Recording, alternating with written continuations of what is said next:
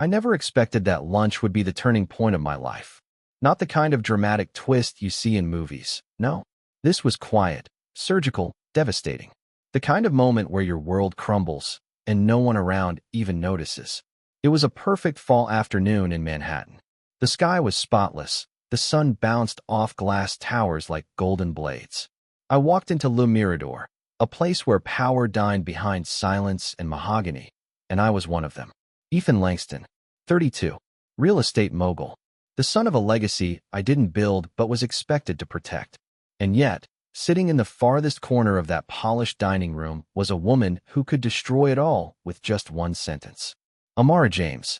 She stood when I approached. Her presence, poised, sharp, unforgettable.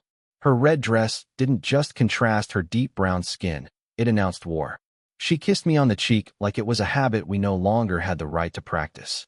Ethan, she said, her voice soft but firm. We need to talk. I remember my throat tightening. I didn't like surprises, especially not from her.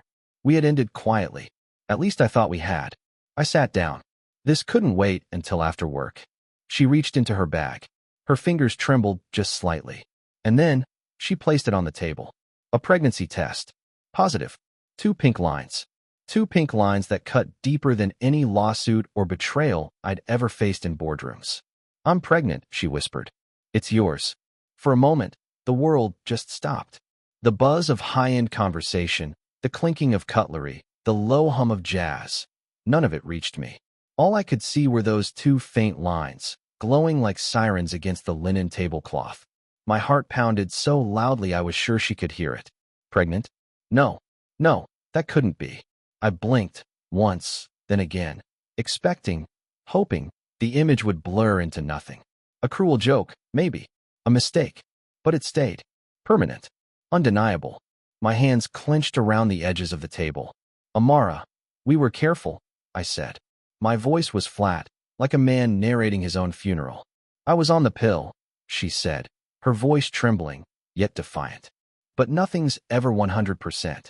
She wasn't lying. She never lied. That was part of the problem. I leaned in, my voice dropping to a whisper. You know who I am. You know what I've built. My father, my investors, if this gets out. I didn't finish the sentence. I didn't need to. We both knew what I meant. She straightened, those beautiful eyes narrowing ever so slightly. So this is about your image? Your legacy? What about the life growing inside me, Ethan? What about our child? Our child. The words burned. I looked around the restaurant. No one noticed us. No one cared. We were a black and white film in a room full of color. I need time, I said, standing so quickly the chair nearly toppled behind me. I can't think. Not now. I didn't look at her again. Couldn't. I turned and walked out, leaving her there, alone, with a future I was too much of a coward to face. And even as I pushed through the doors into the blinding sunlight, I felt something inside me shift. Crack. I wasn't sure what it was yet, but something, maybe everything, had just changed. Back in my office on the 53rd floor, the view was everything a man like me was supposed to want. The city stretched out like a promise, steel, glass, ambition stacked on ambition. People called it a jungle. I saw it more like a chessboard, and I'd always played to win. But that day, all I could see was her face. Amara.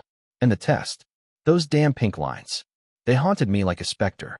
No matter how many times I blinked, they burned behind my eyelids.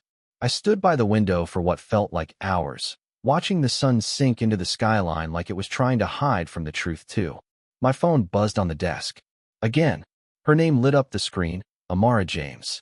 5th missed call. I didn't answer. I couldn't. Not yet. Maybe not ever. The voicemail played by itself. Ethan, please. We can't pretend this didn't happen. I'm scared, and I need to know what we're going to do. You need to decide what kind of man you want to be. Her voice shook at the end. It broke something in me. But then another voice crept in. My father's. Sharp. Cold. Ruthless. Reputation is everything, Ethan. One wrong move, and the press will tear us apart. Do not embarrass this family. I cursed under my breath. The timing was too perfect. Of course tonight was my brother's engagement dinner. Of course the entire Carter family, our generational dynasty, would be there, smiling like royalty, discussing political alliances and calculated marriages. And I'd be sitting there, the eldest son, hiding a child. A scandal. Rachel, my assistant, poked her head in. Mr. Langston? The driver's downstairs. Your family is waiting. I nodded. Tell him I'll be down in 5.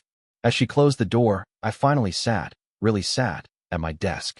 I'd made billions making decisions fast. Acquiring. Flipping. Winning. But this wasn't a deal. This was a life. And I didn't know what to do. Still, I opened my phone. My fingers hovered, trembling, over the keyboard. And then, I typed it. Meet me tomorrow. 7 a.m. At the office. We need to talk. I hit send before I could change my mind.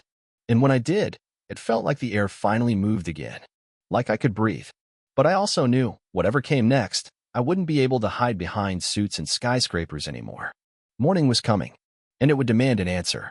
The city was barely awake when she arrived. It was still gray outside New York in that strange half-light, where even the streets seemed to hold their breath. My office, usually alive with assistance and urgency, was a hollow cathedral of silence. The ticking of the clock on the wall felt louder than the city itself. She stepped through the doors exactly at 7. Amara. She wore no makeup. Her coat was buttoned tight against the early chill, and her eyes, they were darker than I remembered. Not with anger. With resolve. Ethan, she said quietly, like we hadn't spoken in a year, not just a day. I'm here. As you asked. I nodded toward the chair opposite mine. Please. Sit. She did, slowly, but never broke eye contact. Not once. There was a courage in her stillness that made me feel 10 inches tall in my $1,000 suit. I've thought a lot about this, I began, carefully choosing every word like I was defusing a bomb. More than you probably think. I didn't sleep. She cut me off, her voice calm but edged. And I swallowed. My throat felt like it was filled with sand. There's no way to say this that won't hurt. I know that. But I can't be a father. Not now. Not like this. She blinked once. Slowly.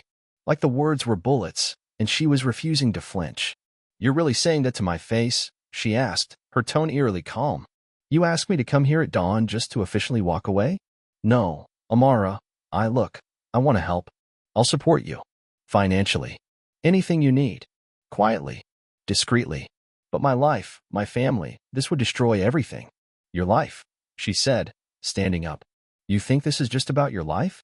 You left me in that restaurant like I was a mistake you made on your lunch break. Do you even hear yourself? I stood too. It's not that simple.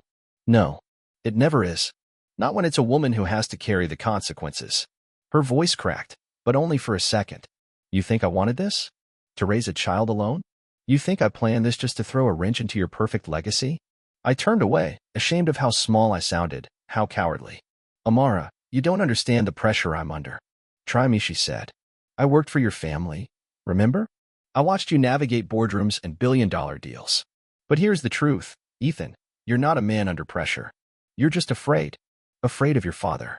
Of scandal. Of responsibility. Her words landed like punches. Because they were true. And the worst part?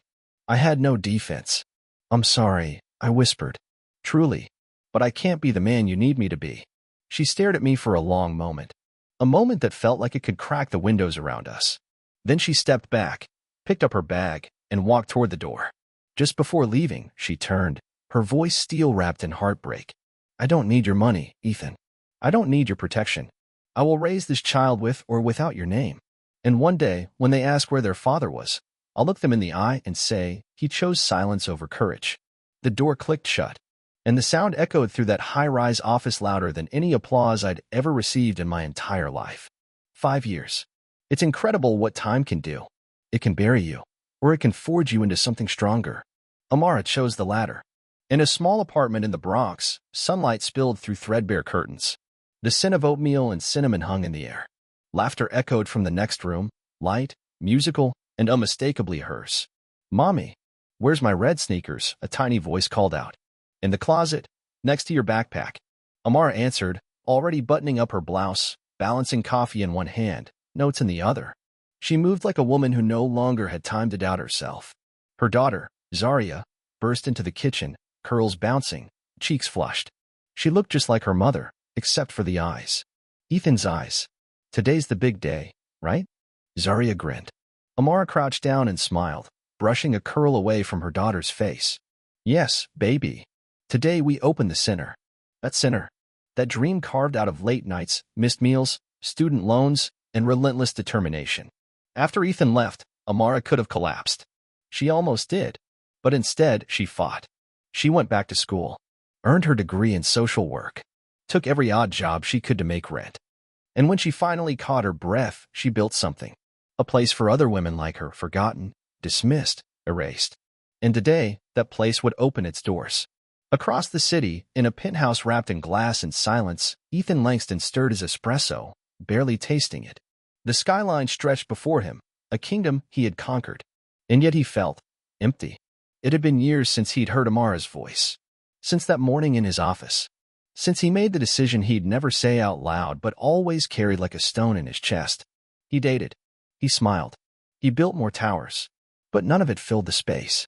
Then, as he scanned the local newspaper, a headline in the community section caught his eye.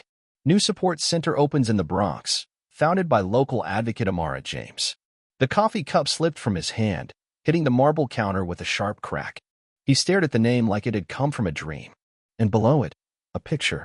Amara, standing in front of a modest brick building, ribbon in hand. Her posture proud. Her smile radiant. And next to her, a little girl, with his eyes. Ethan leaned back, breath caught in his throat. The air felt thinner, colder. She had kept her word. She had done it all, alone. And he had missed everything. A lifetime, 5 years, condensed into one photo, and the realization that he wasn't just a man with regrets. He was a stranger to his own child. The crowd outside the new community center wasn't dressed in silk gowns or tuxedos. There were no cameras flashing, no champagne towers or orchestras. And yet, it was the most important ribbon-cutting New York would see that day. Amara stood at the entrance, the oversized scissors shaking slightly in her hands, not from fear, but from the weight of what this moment meant. Beside her, Zaria held one side of the red ribbon, eyes wide with pride. "Ready, Mommy?" "Ready, baby." Snip. Cheers erupted from neighbors, volunteers, single moms, kids in mismatched jackets. It wasn't polished, but it was powerful. Every clap, every smile, every tear shed was real. This was more than a building. It was a sanctuary. Amara stepped to the mic. "I stand here today not as a politician or a businesswoman," she began, her voice trembling with emotion, "but as a mother. As someone who once stood on the edge of hopelessness and was caught by a community that refused to let me fall." Applause. Loud. Raw. Healing. Inside, Zaria danced between the legs of guests, showing them around the playroom and proudly pointing to her drawing on the wall, 2 stick figures holding hands, labeled me and Mommy. Meanwhile, across town, in the ballroom of the Carter Foundation's annual gala, the chandeliers sparkled like constellations. Champagne flowed. Deals were whispered over foie gras. Ethan stood near the bar, dressed in black tie, smiling through conversations he couldn't care less about. His mother hovered nearby, introducing him to another perfect match, in a designer dress with empty eyes. He forced a laugh, took another drink, wondered how much longer he'd have to play this role before disappearing again into his penthouse and pouring a scotch alone. Then it happened. Behind the bar, a silent TV played the local news. Ethan wasn't watching until he caught something in his periphery. A familiar face. Amara. His head snapped up. Bronx-based advocate Amara James cut the ribbon on a new community center today aimed at helping single mothers and underserved families. There she was. Stronger. Bolder. Smiling. And next to her, Zaria. A flash of curls and joy and, my God, his daughter. People kept talking around him, laughing, clinking glasses, but Ethan had fallen into a void of silence. His hands trembled. He reached for the edge of the bar to steady himself. That was his child. Not just biologically. Not in theory. His daughter was alive, growing, thriving, and he'd never heard her laugh. Never seen her draw. Never held her hand. Someone bumped into him. "Ethan? Are you okay?" He barely heard them. The gala, the gowns, the deals, all of it felt fake, tinny, far away. He pushed through the crowd, out onto the balcony, needing air, needing space, his heart pounding like it wanted to escape his chest. And as he stood there, looking over the lights of New York, he realized something terrifying. He didn't miss his chance to be a good man 5 years ago. He was missing it right now. It started with a simple notification. School council meeting, 2 p.m., Bronx District 12. Ethan didn't remember subscribing to anything from the Department of Education. He assumed it was a glitch, but something about the message pulled him. Curiosity? Guilt? Hope? He cleared his afternoon schedule and went. The school was nothing like the private academies Ethan had attended growing up. No marble floors. No stained glass windows with donor plaques. Just fluorescent lights, worn linoleum, and walls lined with finger paintings. But there was life here. Energy. Families. Laughter. Chaos. He stepped into the crowded auditorium, unsure what to expect. He found a spot near the back and stayed quiet. And then he saw her. Amara stood on stage, mid-sentence, presenting a mentorship program for at-risk youth. She was holding a wireless mic like a seasoned speaker, commanding the room without arrogance. Every word rang with purpose. She was luminous. And beside her, helping run the slideshow with impressive focus, was a girl. Zarya. Ethan stopped breathing. Her curls. Her posture. The tilt of her chin, pure Amara. But the eyes, those were his. There was no doubt. It was like watching a part of himself come to life across a distance too wide to measure. He didn't realize his hand had gone up until Amara pointed to him. Yes, in the back? He stood slowly. His voice caught in his throat, then stumbled out, rough and uncertain. Your program. It's incredible. I was wondering how someone from outside the community might get involved. She froze. Just for a second. Recognition washed over her face like a wave she didn't want to drown in, but couldn't escape. All help is welcome, she said after a pause, her voice steady but clipped. We can talk after the meeting. She didn't smile. The rest of the discussion passed in a blur. Ethan couldn't stop looking at Zarya. The way she helped Amara. The way she smiled. The way she laughed with the other kids like she was the sun they orbited around. He waited. When the crowd cleared, Amara approached, Zarya in tow. Ethan, she said flatly. He nodded. Amara. Zarya looked between them, curious. Mom, who's this? Amara hesitated. A friend, she finally said. An old one. Zarya shrugged and wandered toward the snack table. Now they were alone. What are you doing here? Amara's words were quiet, but sharp. I saw the story on the news. I didn't plan to come. I just had to. She crossed her arms. It's been 5 years. I know. And you never wrote. Never called. I know. Her eyes narrowed. So what is this? Guilt? Nostalgia? A sudden desire to play house? He stepped forward. No. It's regret. And the realization that I missed everything. But I don't want to miss any more. Amara laughed. Bitter. Soft. Broken. You don't just get to walk in after 5 years and ask to be part of her life, Ethan. I'm not asking for forgiveness, he said. I'm asking for a chance. A start. Even if it's just a conversation. Amara studied him, then glanced toward Zarya, who was handing out paper napkins to kids like she ran the place. She's not a prop, Ethan. She's a person. A whole person who's been loved and raised without you. I understand. Do you? He nodded. No, but I want to. She was silent, then reached into her bag and scribbled something on a paper scrap. Her number. Don't expect miracles, she said, handing it to him. I'm not, he replied. Just a door that's open. Amara looked at him, really looked, then back at their daughter. Maybe, she whispered, but it's not up to us anymore. It's up to her. Autumn had turned the Bronx into a mosaic of dying leaves and soft wind. Zarya skipped ahead along the path in Bronx Park, stuffing orange and red leaves into her backpack like they were treasure. Amara walked behind her, slower than usual. The meeting with Ethan had left her shaken. Not angry, not hopeful, just split open. Zarya turned, clutching a maple leaf. Mom. Yes, sweetheart. That man from school. Why did he look so sad? Amara froze. There it was. The one question she didn't want to answer. Not yet. He's someone I knew. A long time ago. Zarya nodded, thoughtful. He looked like me. Amara stopped walking. Her breath hitched. There were 1,000 ways to lie. To delay. To hide. But her daughter deserved more. I think. He may be someone important. But we're still figuring that out. Zarya looked up at her. Okay. Just like that. Trust.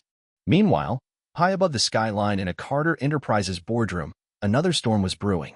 Ethan stood with his back to the window. His father, William Langston, stood across the room, face red with fury. You've been sneaking around the Bronx? It's not sneaking if I'm trying to be a father. William slammed a folder on the desk. We cleaned that mess up 5 years ago, Ethan. She disappeared. You were protected. That's what we do. Ethan clenched his jaw. That mess is a 10-year-old girl now. And she's mine. William stepped forward, voice lowering to a threat. You're throwing away the family name for what? A woman we paid to disappear. Ethan's eyes snapped up. You did what? His father paused. You knew, he said simply. You may not have said the words, but you were relieved when she vanished. Don't pretend you didn't benefit. Ethan's chest rose with shallow, furious breaths. I let you run my life. For too long. I let your silence become mine. William scoffed. We built this empire on discipline, loyalty, control. No, Ethan said coldly. You built it on fear. He turned, grabbed his coat. Where are you going? William called after him. To do the one thing you never had the spine to do. Later that evening, on a quiet bench near Prospect Park, Amara and Zaria sat watching the sunset when Ethan arrived. He wasn't in a suit. He wasn't performing. He just looked like a man who was done running. Zaria ran up to him, tentative, but smiling. Hi, she said. Hi. Ethan replied, kneeling to her height. I was wondering if, maybe we could walk together sometime. Zaria turned to her mom. Can we, Mom? Amara looked at both of them, father and daughter, and finally nodded. Yes, but it'll take time. And it'll take work. Ethan looked at her with gratitude in his eyes. I'll be here. For both. They walked through the park together, 3 shadows falling across golden leaves. No promises. No neat endings. Just beginnings.